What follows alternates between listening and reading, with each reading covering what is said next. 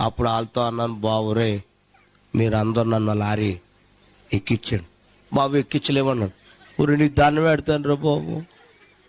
పాప నలుగురు తీసి అలా పెట్టారు లోపలికి. ఆ లారీ వాడు ఎవడు తెలుసా? సిక్కులోడు.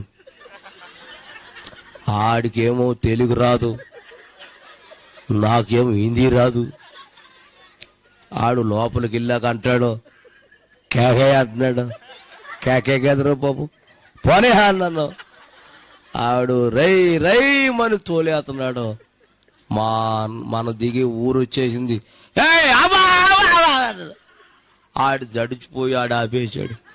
మన భాష రాదు కదా ఆడికి. సర్లే, అక్కడేమో మా వాళ్ళు ఎక్కిచ్చారు, ఇక్కడ ఎవరు దింపుతాడు? ఎవరన్నా ఉన్నారని చూస్తే ఎవడు లేడు.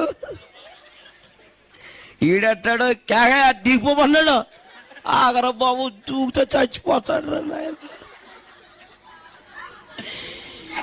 ఆడితో అన్నాను, రే నువ్వు నన్ను దింపాలరా అన్నాడు. ఆడట కేకే, ఒరే కేకే లేదురా నాయన, టైం అయిపోతున్నా, నువ్వు నన్ను దింపాలరా అన్నాను. కేకే అన్నాడు.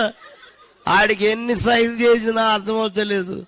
అప్పుడు ఆలోచించాను, మనం దిగే గుమ్మ ఉన్నది కదా, ఆ వారికి వచ్చేసి నువ్వు నన్ను దింపాలరా అన్నాను.